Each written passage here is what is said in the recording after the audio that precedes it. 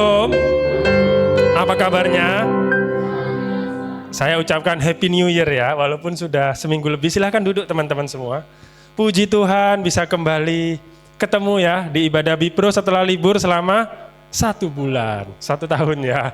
Dari Desember ya kita libur ya. Puji Tuhan terakhir ikut ibadah pemuda November ya. Jadi 2025 sangat luar biasa, saya lihat kegerakan anak muda kita. Bagaimana di akhir ya, mulai dari November itu, Oktober ya, semenjak worship night, dari worship night menuju ke Natal, wah semangatnya, apinya luar biasa, amin. Walaupun di awal tahun sempat loyo kemarin, tahun semalam ya, sedikit curhat ya. Tapi saya merasakan api dari pusat, bahwa memang visi Betani Indonesia, seluruh Indonesia ini lagi ingin membangun anak-anak mudanya. Dan itu ternyata apinya sampai ke kota Medan, amin. 2026 kita pasti lebih luar biasa, amin. Saya sedikit info, Jumat depan itu tanggal merah ya, Jumat besok. Tanggal berapa itu ya? Itu tanggal merah. Tanggal 16 itu ada tanggal merah. Kita akan adakan doa fajar. Siapa semangat ikut doa fajar? Oke, nggak apa-apa, yang angkat tangan ikut, yang nggak angkat tangan kok saya ikut nggak.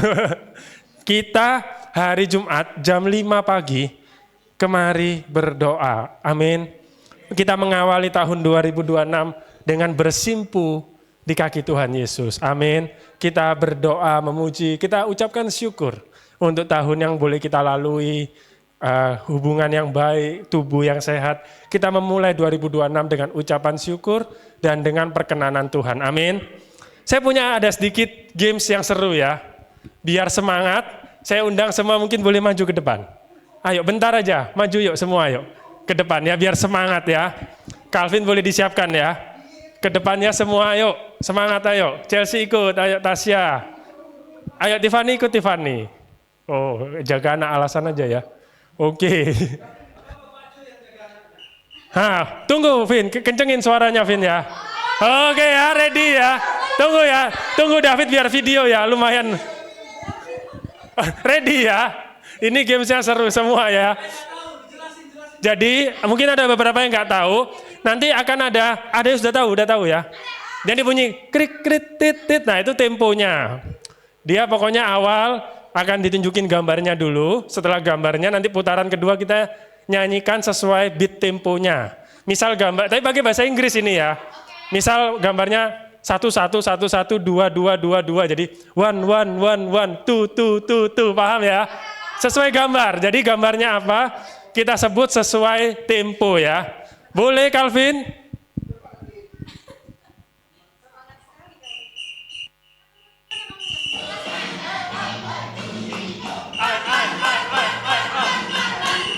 Ini I.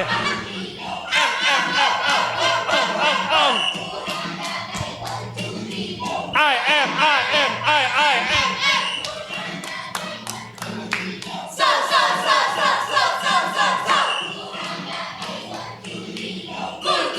Good. So. I am so good. Oke, level 2 ya, level 2.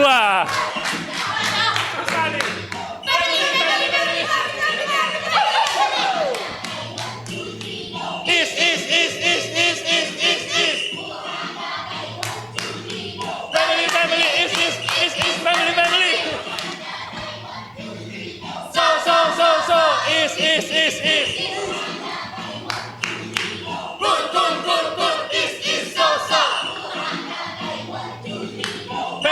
so.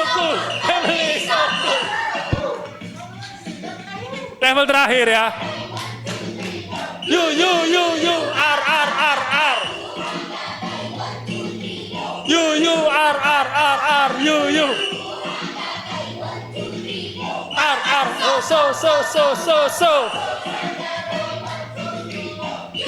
So. You, you, R.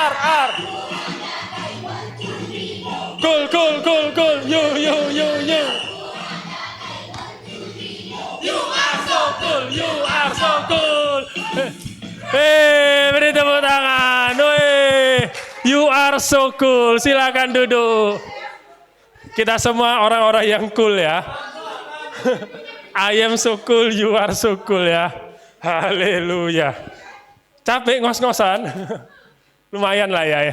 Nanti kapan-kapan kita kasih yang lebih susah ya. Biasa lebih susah, ini yang gampang ini. Nah, sekarang kita akan masuk ke dalam firman. Jadi firman saya beri judul mengatasi rasa galau. Siapa di sini suka galau-galau? Kita akan mengatasi rasa galau. Jadi setiap gereja, saya pembuka dulu itu, punya panggilannya masing-masing. Ada gereja A yang mungkin panggilannya untuk orang-orang tua. Di gereja itu isinya orang-orang yang sudah berumur. Apakah itu nggak baik? Oh, sangat baik. Karena memenangkan orang-orang yang mungkin justru lebih keras, ya kan? Yang sudah keras bisa dimenangkan, bagus. Ada gereja yang panggilannya mungkin isinya orang-orang yang berkekurangan. Pemulung, tukang-tukang sampah, atau mungkin pengemis. Ada gereja yang terpanggil di situ, dan itu luar biasa. Ada gereja yang mungkin terpanggil di sekolah minggu, anak-anak kecilnya. Kalau gereja kita, luar biasanya puji Tuhan, kemarin di doa pengerja Pak Gem sudah sampaikan, gereja kita punya panggilan yang juga sangat luar biasa, secara khusus untuk anak-anak broken home. Itu panggilan gereja kita. Jadi di gereja kita, entah mengapa Tuhan terus kirimkan anak-anak muda broken home. Kita keluarga broken home, tapi lebih utamanya anak-anak. Siapa di sini anak broken home? Gak usah angkat tangan, nanti malu ya. Jadi kita punya panggilan seperti itu. Dan anak-anak muda yang tumbuh dalam keluarga yang broken home ini sebenarnya agak kasihan. Karena kenapa? Mereka sering tumbuh tanpa merasakan kasih. Mungkin kekurangan kasih. Tanpa ada bimbingan yang cukup. Akhirnya gimana? Setelah tumbuh tanpa kasih, akhirnya mereka tumbuh remaja, tumbuh dewasa, mulai haus kasih. Nanti tiba-tiba ada cowok, apalagi cewek-cewek bahaya, cowok ngomong, ikan hiu melayang-layang. I love you sayang, gitu langsung, aduh bang, udah lele ya kan. Sudah kelepek-kelepek, karena apa? Dari kecil orang tuanya nggak pernah ngomong I love you ke dia. Begitu ada pria ngomong I love you, dia tuh kayak, wah, akhirnya ada yang ngomong sayang sama aku. Setelah 15 tahun, 20 tahun nggak pernah dengar kata I love you dari mama papanya. Akhirnya mudah jatuh cinta. Udah jatuh cinta jadi bucin. Apapun yang diminta si cowok diturutin. Sebaliknya, pria-pria di 2025 saya udah sharingkan, 80% lebih, 85% kalau nggak salah, pelaku pemerkosaan, itu pria yang tumbuh tanpa ayah. Kok ketawa? Kenapa kok ketawa ini? Kenapa ini Hardi? Kok langsung nengok Aan? Aduh. Pura-pura terkejut sih Hardi ya. Enggak lah, Aan, enggak lah. Ini bukan 85% anak tanpa ayah pemerkosa, enggak ya. 85% pelaku pemerkosa itu tumbuh tanpa ayah. Jadi, pria-pria juga bahaya. Kita kalau lihat statistik yang saya pernah khotbahkan, 75% anak muda yang dipenjara tumbuh tanpa ayah. Artinya apa? Pria, perempuan sama-sama tumbuh tanpa ayah. Bayangkan, jumpa di kafe. Yang perempuan haus kasih. Jumpa cowok buaya ya kan, hidung belang. Karena apa? Di rumah nggak pernah dididik sama papanya. Si cowok ini nggak tahu gimana cara memperlakukan perempuan. Si pria ini nggak ngelihat gimana papanya memperlakukan mamanya, nggak pernah dibimbing, nggak merasakan kasih ibu. Jadi si pria ini haus, mohon maaf, haus seks. Si perempuan haus kasih, ketemu. Itulah kenapa akhirnya lahir seks bebas. Lahir anak-anak muda yang terjerumus, nggak karu-karuan. Karena rumah tangga yang gagal. Dan gereja kita terpanggil untuk menangkan anak-anak muda begini, amin. Untuk mencegah ikan hiu melayang-layang ya kan. Nah hari ini kita akan belajar satu tokoh Alkitab yang ternyata mengalami kegalauan yang hampir sama dengan yang teman-teman alami. Yaitu bernama Daud. Mungkin kaget loh, Daud anak broken home ternyata. Kita buka bersama di Mazmur 27 ayat 10. Boleh dibaca bersama-sama ya. 1, 2, ya. Sekalipun ayahku dan ibuku meninggalkan aku, namun Tuhan menyambut aku. Ternyata Daud itu anak broken home. Dia ditinggalkan sama bapak mamanya. Yang dialami Daud nggak jauh beda sama kita. Mungkin kita selama ini nggak sadar kalau Daud itu ternyata anak broken home. Daud juga mengalami yang namanya kegalauan. Juga mengalami yang namanya sakit hati. Juga mengalami yang namanya mungkin kepahitan sama orang tua. Tapi bagaimana Daud bisa pulih? Bahkan kalau kita ingat ada cerita suatu hari Nabi Samuel disuruh Tuhan ke rumahnya Isai. Isai itu bapaknya Daud. Samuel, kamu pergi ke rumahnya Isai, aku mau urapi salah satu anaknya Isai untuk jadi raja. Lalu Nabi Samuel, siap Tuhan. Si Nabi Samuel pergilah ke rumahnya Daud, ke rumahnya bapaknya Daud, si Isai. Lalu dia ngomong ke Isai, Isai, aku disuruh Tuhan kemari untuk urapi anakmu jadi raja. Panggil semua anak laki-lakimu, aku mau lihat yang mana Tuhan pilih. Dikumpulkan sama Isai 7 anaknya, tinggi-tinggi, ganteng-ganteng. Yang paling tua, si Samuel, wah kayaknya ini nih, ganteng, hidungnya mancung ini kayaknya jadi raja. Tuhan ngomong, enggak. Lalu sama Isai dikeluarkan yang kedua, adiknya. Enggak, sampai 7 anaknya semua ditunjukkan ke Samuel. Tuhan ngomong ke Samuel, bukan mereka yang mau aku urapi. Terus Samuel bingung, Isai, anakmu cuman ini, cuman 7 ini, karena Tuhan enggak mau 7-7-nya. Langsung si Isai tahu nggak? Oh iya, ada 1 anakku ketinggalan. Si Isai lupa sama anaknya yang ke-8. Aduh, ada 1 Daud lagi kerja di ladang, lagi menggembalakan kambing domba. Dia suruh salah satu anaknya, panggil adikmu, panggil Daud, suruh kemari. Begitu Daud datang baru diurapi Samuel. Tuhan ngomong ini yang jadi raja. Sama Samuel diurapi. Inti cerita ini apa? Bapaknya pun lupa punya anak namanya Daud. Bayangin ya. Si Isai bayangin betapa bahagia seorang ayah dapat kabar kalau salah satu anaknya jadi raja. Misal saya bayangin, saya didatengin seorang, anakmu nanti jadi presiden. Pasti saya kumpulin kok, bener ya. Isai salah satu anakmu jadi raja, gimana rasa seorang bapak? Dikumpulin lah semua anaknya. Kenapa kok bisa ketinggalan 1? Berarti Daud pun tidak dipedulikan di rumah. Bayangin, mau jadi raja pun dilupakan. Nah, tapi bagaimana Daud kok bisa tetap kuat imannya? Bahkan sampai ngomong, Tuhan menyambut aku. Kita mundur ini di ayat 10, kita mundur ke ayat 4. 6 ayat sebelum ayat ini. Mazmur 27 ayat 4. 1 hal telah kuminta kepada Tuhan. Itulah yang kuingini. Diam di rumah Tuhan seumur hidupku. Menyaksikan kemurahan Tuhan.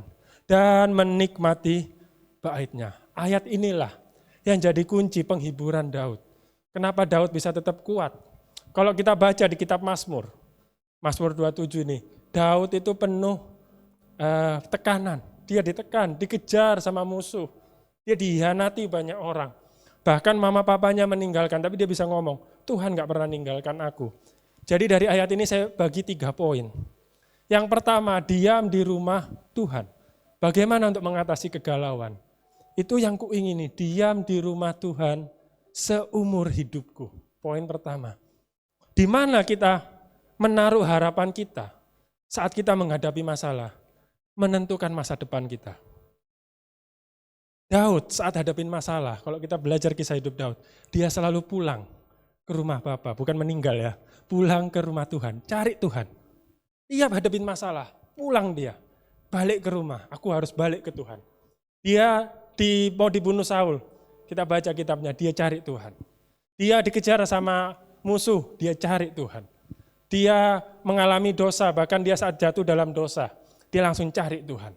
Setiap kali dia jatuh, dia cari Tuhan. Banyak orang saat menghadapi masalah, justru memilih menjauh dari Tuhan. Kenapa kegalauan kita sulit sembuh? Kenapa kita terus galau? Kenapa kita terus stres? Kita nggak bisa keluar dari masalah. Karena tiap ada masalah, kita justru mundur dari Tuhan. Kita tinggalkan Tuhan. Kita mencari penghiburan di dunia. Mabuk, minum alkohol. Makanya kita lihat kalau orang-orang tua, biasa bapak-bapak yang kena PHK. Sudah kena PHK contohnya, atau kena sakit tertentu, yang membuat dia nggak bisa kerja. Biasa nggak bisa move on. Karena apa? Dia larinya ke minum. Aku ini pria nggak berguna. Mentalnya sudah rusak, dia minum, judi, minum tua. Akhirnya pelariannya dia di situ, dia nggak bisa move on. Karena apa? Dia nggak lari ke Tuhan. Saat jatuh sakit, cari Tuhan. Saat kena PHK, cari Tuhan. Kenapa banyak orang kena PHK kok nggak dapat lagi kerja, kok tetap malas? Karena larinya ke tempat yang salah, nggak ke rumah Tuhan. Hari ini kita harus bersyukur, kita punya sebuah gereja yang terpanggil untuk keluarga-keluarga broken home. Amin. Jangan pernah tinggalkan gereja. Saat ada masalah, berantem sama orang tua, mungkin ada masalah di kantor, lari ke rumah Tuhan. Amin. Tapi ingat, rumah Tuhan nggak sekedar bicara gedung gereja ini. Ini bagus, ini sebuah fasilitas. Kita bisa mengenal Tuhan lebih, bisa belajar kebenaran firman. Tapi setiap kita itu juga rumah Tuhan. Amin. Rumah Tuhan nggak bicara sekedar gereja. Boleh dibuka Yohanes 15 ayat 5. Yohanes 15 ayat 5. Akulah pokok anggur dan kamulah ranting-rantingnya. Barang siapa tinggal di dalam aku dan aku di dalam dia, ia berbuah banyak. Sebab di luar aku kamu tidak dapat berbuat apa-apa. Artinya apa? Kita sama Tuhan harus serumah. Kita tinggal di dalam Tuhan. Tuhan tinggal di dalam aku. Kita harus serumah sama Tuhan. Jadikan hidup kita ini, tubuh kita sebagai bait Allah. Amin. Sembah Tuhan, cari Tuhan. Tiap ada masalah, balik. Saya punya ambil perumpamaan dari perumpamaan Tuhan Yesus, kisah anak yang hilang. Semua udah tahu ya. Kemarin Natal Big Kids dramanya anak yang hilang. Anak saya jadi babi yang kelaparan ya. Jadi si anak hilang, saat dia bertumbuh besar, dia punya mindset yang salah. Dia berpikir sumber kebahagiaan dia itu uang. Itu kekayaan. Jadi dia bilang ke bapaknya, Pak, aku mau minta bagianku. Begitu sama bapaknya dikasih uang, apa yang dilakukan? Ditinggal bapaknya. Ambil uangnya, foya-foya. Dia ngira enak, bahagia, mungkin main perempuan, mungkin minum, mungkin judi di sana, pokoknya foya-foya. Sampai suatu hari terjadilah bencana kelaparan di negeri itu. Begitu terjadi bencana kelaparan, ini yang saya salut sama si anak bungsu ini. Apa yang dilakukan? Dia ingat. Dia punya rumah. Dia ingat, dia punya bapak. Apa yang dilakukan? Dia tinggalkan negeri itu, dia pulang ke rumah. Ini yang salut. Si anak bungsu ini melakukan hal yang benar, yang banyak orang Kristen gagal lakukan. Saat terpuruk, ingat kamu punya rumah. Dia pulang. Apa yang terjadi saat dia pulang? Ternyata bapaknya udah nungguin. Diapain sama bapaknya? Dipeluk. Dikasih makanan terbaik, dikasih jubah terbaik. Hari ini saya nggak tahu masalah kita apa. Mungkin keluarga kita nggak baik, orang tua kita nggak baik. Tuhan minta satu, balik ke Tuhan. Pulang, amin. Balik, Tuhan tunggu. Nanti Tuhan akan sambut kita. Jadi apapun masalah yang kita hadapi, poin pertama, pulang ke rumah Tuhan, balik. Satu hal yang kurindu, diam di rumah, boleh balik ke ayat keempat tadi, Mazmur 27 ayat 4, pulang ke rumah Tuhan, amin. Diam di rumah Tuhan. Lalu yang poin kedua, menyaksikan kemurahan Tuhan. Itulah yang kuingini, diam di rumah Tuhan seumur hidupku, lalu lanjut, menyaksikan kemurahan Tuhan. Banyak orang terlalu fokus memandang masalah. Memang ini refleks kita sebagai manusia. Contoh kita naik sepeda motor, naik kereta, atau naik mobil, nampak kalau ada kerumunan, kita pasti ingin nengok, betul ya? Kadang bikin macet, di jalan berhenti nengok ya kan. Itu sudah kecenderungan manusia. Ingin melihat masalah. Contoh, kalau ada artis, keluarganya baik-baik aja, nggak diberitakan. Karena apa? Kalau diberitakan nggak ada yang nonton. Politikus, saat sama istrinya harmonis, nggak ada diberitakan. Ini baru heboh ya. Salah satu mantan gubernur, begitu ada isu perselingkuhan, semua mata tertuju nengok. Begitu dia katanya isu bercerai, salah satu pejabat kita ya, begitu cerai, semua orang lihat. Komennya jadi rame, karena kita suka melihat masalah. Nggak tahu kenapa, suka kali manusia ini lihat masalah. Dan akhirnya kita dibutakan. Saya beri perumpamaan masalah itu seperti handphone. Nah ini segini, ini masalah saya. Besar enggak ini? Dibanding gereja ini. Gede mana? Gereja ini ya. Gereja ini besarnya ratusan meter. Kalau ini paling ratusan sentimeter. Enggak tahu ini sampai enggak 100 sentimeter. Ya anggaplah ini ratusan sentimeter, gereja ini ratusan meter. Harusnya enggak ada apa-apanya. Tapi apa yang terjadi? Kalau HP ini saya tempel gini. Contoh ya, saya tempel gini. Besar nggak HP ini di mata saya? Besar. Saya tempel kayak gini, saya sama sekali nggak kelihatan gereja kita. Saya taunya, oh gereja ini kecil. Nggak adanya gereja, adanya HP ini. Di mata saya, ini HP, gede kali HP-ku. Ini sama kayak kita memandang masalah. Gede kali masalahku. Nggak ada Tuhan. Tuhan itu nggak ada. Tuhan itu palsu. Buatan orang aja itu. Problemku terlalu besar. Kita terus pandangin masalah kita.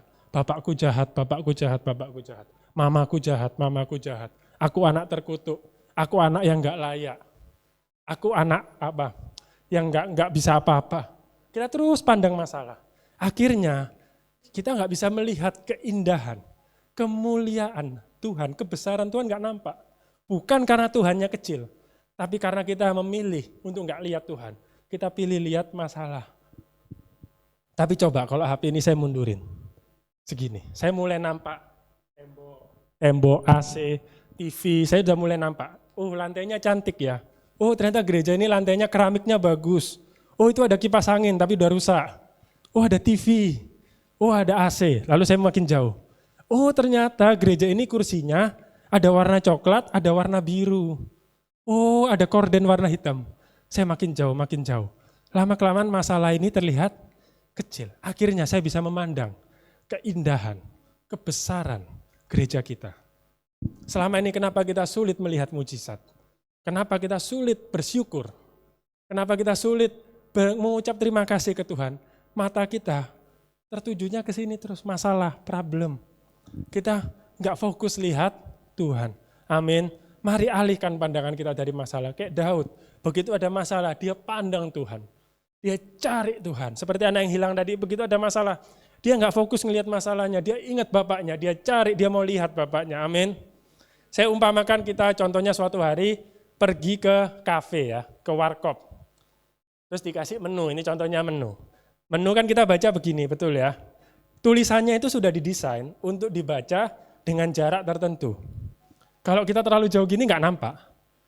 Jadi udah segini, oh sanger 15.000, kopi susu 20.000 contoh. Indomie goreng 10.000. Oke, saya pesan 10.000 apa Indomie goreng gitu contoh ya. Tapi apa yang terjadi kalau menu tadi kita tempel gitu? Bisa nampak nggak? Kita bisa baca nggak makanannya? Sebagus apapun font yang dipilih, nggak bisa kita baca. Karena apa? Jadi gede, bayangin kopi susu K-nya itu segini jadinya. Karena kita tempel menunya. Karena menu ini tidak didesain untuk kita tengokin seperti ini. Didesain seperti ini supaya kita bisa baca. Demikian juga masalah yang ada di hidup kita. Firman Tuhan ngomong, pencobaan-pencobaan yang kau alami, pencobaan biasa, tidak melebihi kekuatanmu. Semua masalah yang kita alami sudah didesain sama Tuhan untuk bisa kita lalui. Enggak melebihi kekuatan kita, sudah didesain sama kayak menu tadi, untuk kita baca, untuk kita lalui. Tapi kenapa masalah itu terlalu berat bagi kita? Kita enggak sesuai desain Tuhan, kita tempel masalah itu. Kita yang perbesar sendiri masalah itu. Padahal Tuhan ngomong, masalah biasa, enggak lebih dari kekuatanmu. Tapi enggak Tuhan, berat ini Tuhan, besar masalah ini. Amin. Letakkan masalah pada tempatnya. Pencobaan pasti ada, 2026. Enggak ada yang berani janji, wah ini tahun yang indah, enggak.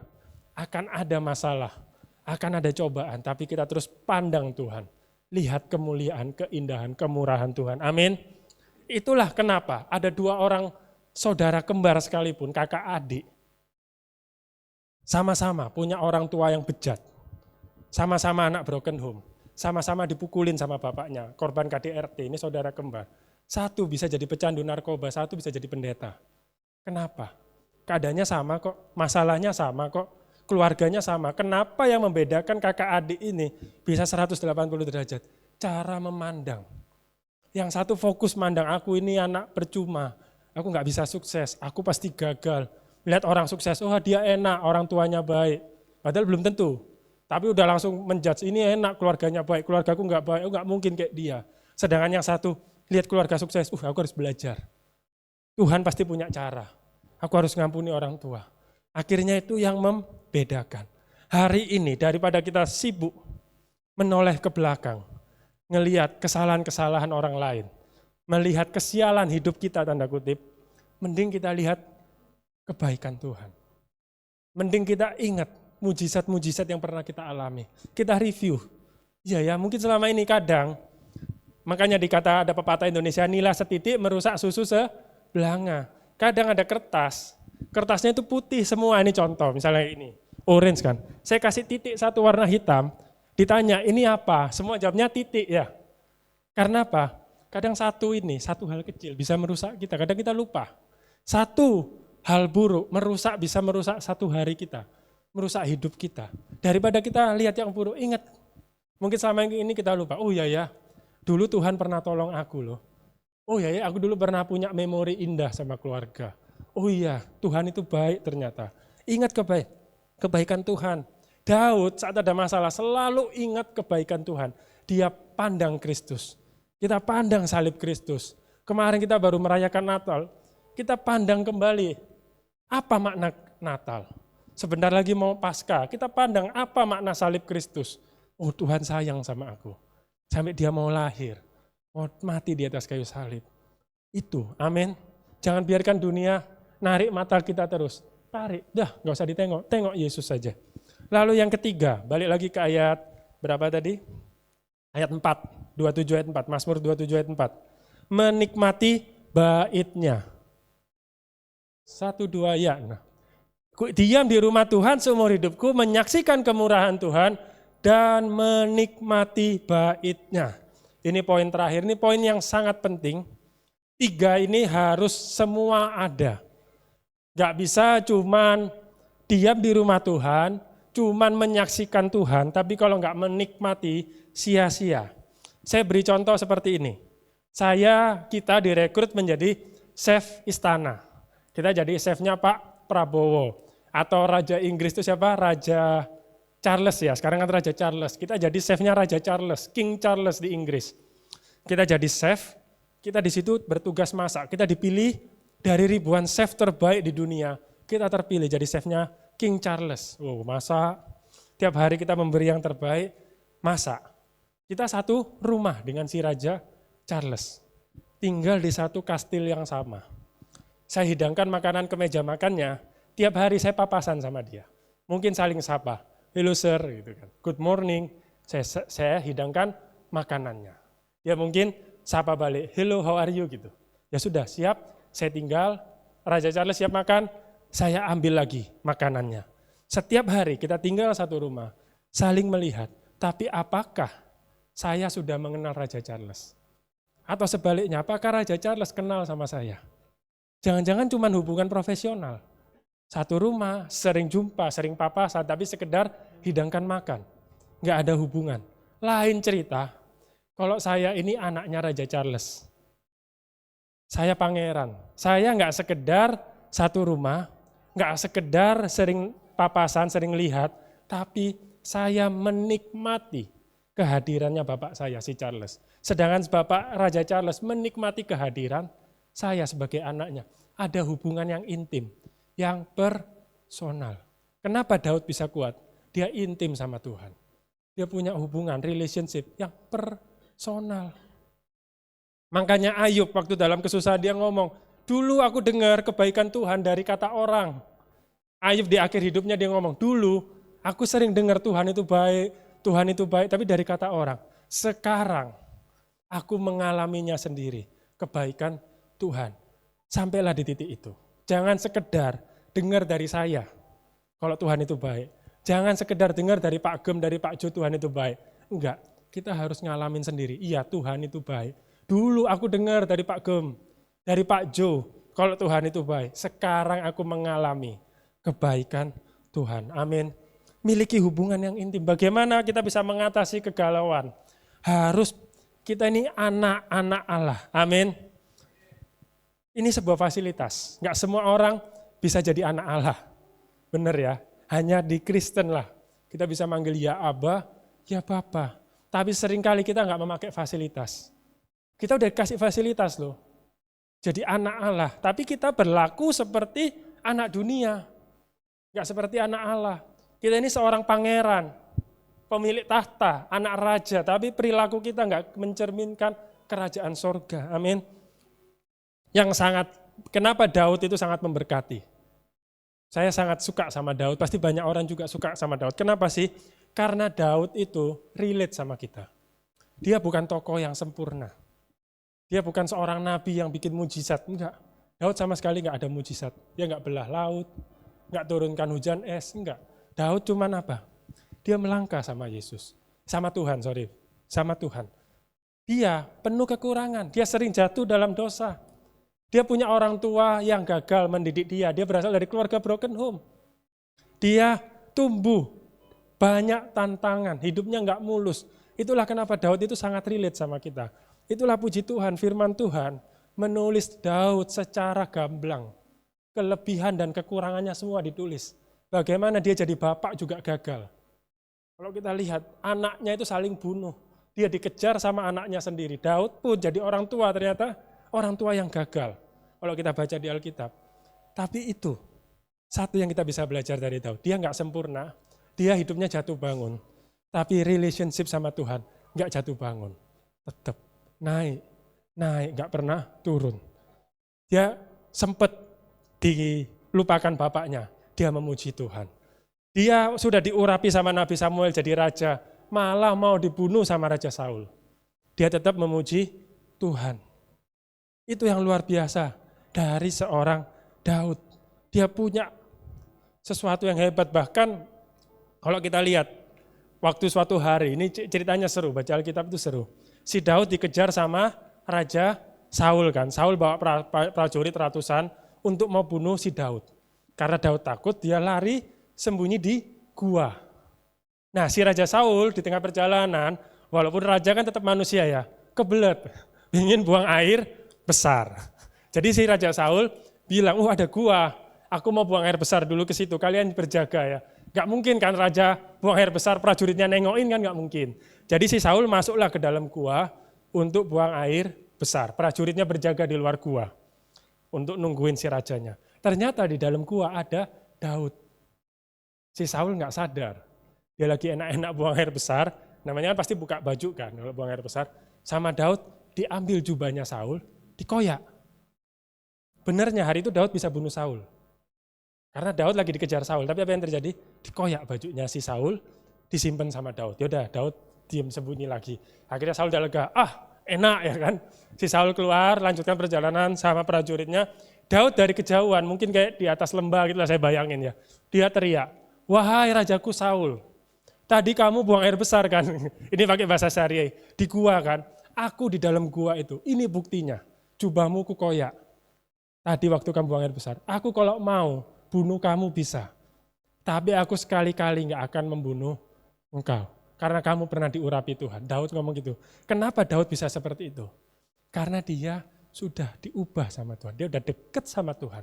Dia gak jadi pribadi yang pendendam. Kalau secara manusia dia berhak bunuh Saul. Orang Saul mau bunuh dia kan. Kan kalau dunia bunuh dulu atau dibunuh. Kan gitu kalau hukumnya. Daripada dia bunuh aku, mempertahankan diri. Tapi enggak, ikut Tuhan seperti itu. Amin. Jadi rangkuman firman hari ini, 3 poin bagaimana mengatasi kegalauan dari Daud kita belajar. Yang pertama, diam di rumah Tuhan. Setiap ada masalah, cari Tuhan. Setiap ada masalah, cari Tuhan. Yang kedua, menyaksikan kemurahan Tuhan. Amin. Masalahmu jangan ditempel gini, taruh. Kita saksikan betapa baik. Daripada terus ingat kesalahan orang. Ingat yang buruk-buruk, ingat kebaikan Tuhan. Ingat kasih Tuhan. Yang ketiga, miliki hubungan pribadi. Bangun jam doa, baca firman, puji sembah Tuhan. Bangun hubungan relationship personal sama Tuhan. Amin. Sebagai penutup, saya punya sebuah kisah untuk menutup. Di retret 2025 tahun lalu, siapa semobil sama Pak Jo? Gak ada ya? Yang semobil sama saya, Tasya, Herlin, Tiara. Saya yang sama Pak Jo waktu itu Evan, Vera, Via ya. Jadi waktu perjalanan pulang, Pak Jo serempetan sama orang. Menurut pengakuan anak-anak, Pak Jo yang diserempet, saya kan di mobil lain. Jadi kami waktu itu 4 mobil, Pak Jo bawa mobil sendiri, saya bawa mobil sendiri. Saya di belakangnya Pak Jo agak jauh, mungkin 1-2 kilo. Jadi Pak Jo diserempet sama orang, Lalu orangnya marah-marah, bentak-bentak Pak Jo. Jadi dimob lah ya istilah ya, dimob si Pak Jo. Wah dimaki-maki keluarlah kebun binatang, kebun jeruk, kebun apel semua keluar ya. Dihina-hina Pak Jo, dibentak-bentak. Si Evan nelpon saya, Bang Jos, Pak Jo tabrakan ini, bisa kemari enggak? Oh yaudah, saya datang, saya ikut turun, wah saya lihat Pak Jo udah dibentak-bentak. Itu si Evan udah ambil ancang-ancang. Mau numbuk si bapak itu. Evan ini tukang kungfu juga kan. Kecil, gede loh bapaknya. Pak Jo gitu badannya, mungkin lebih gede dari Pak Jo. Si Evan kan kecil, tapi udah gini. Sama Pak Jo ditenangin, udah kamu minggir ada Pak Jo. Pak Jo aja gitu. Kalau nggak ada Pak Jo mungkin udah ditumbuk itu. Si Vera, ada Angel ya, Angel, Via, boru-boru batak, udah naik darahnya kan. Wah, udah adu mulut sama istrinya ya kan. Istrinya soalnya istri si bapak ini kompor juga. Wah, udah mulai panas lah ya kan. Bahkan setelah kejadian itu si Via, si Vera itu ya, kukira Via itu kalem-kalem, ternyata ngeri juga ya kan. Si Via ngomong, kita tumbuk aja nggak apa-apa, aku cewek nggak takut. Ngeri kali, walaupun kami cewek nggak takut kami. Kalau kita keroyok bisa apa bapak itu, bilang gitu. Kaget, Via ternyata masih Batak ya. Jadi seperti itu ya kan. Terus turun dari mobil kami, Tasya turun. Calvin turun juga ya Calvin ya? Enggak? Oh ditahan sama Tiffany. Di mobil kami yang sempat turun cuma Tasya ya? Yang lain enggak? Si Helin Tiara mau turun enggak dikasih sama Tiffany? Udah, jadi yang turun di mobil kami saya sama Tasya. Emosi pula si Tasya, marah si Tasya. Keluar boru bataknya. Cuman sama Pak Jo ditenangin, udah gak usah cari ribut. Daripada jadi panjang masalah, akhirnya malah Pak Jo yang ganti rugi. Padahal yang ditabrak Pak Jo.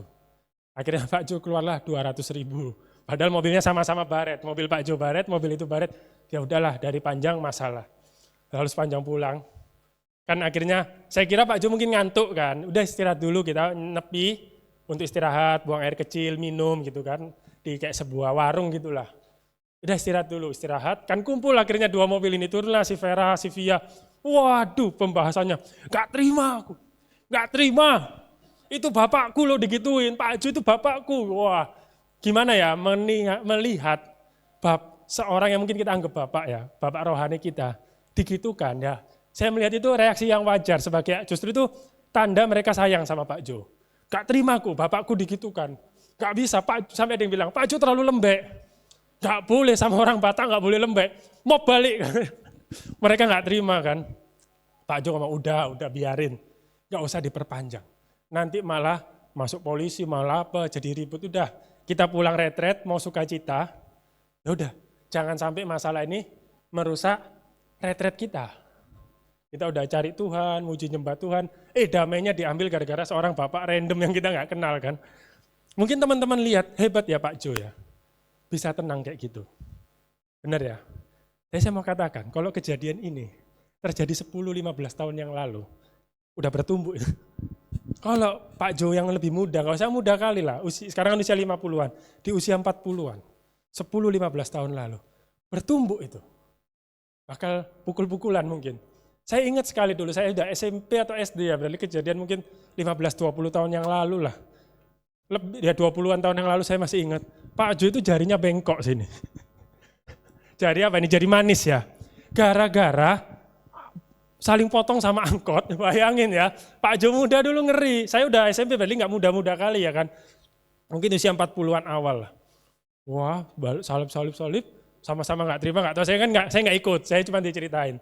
Si angkotnya nyetop, Pak Jo turun, supir angkotnya turun, pukul-pukulan. Bayangin Pak Jo muda dulu preman juga, gebuk-gebukan sama sopir angkot.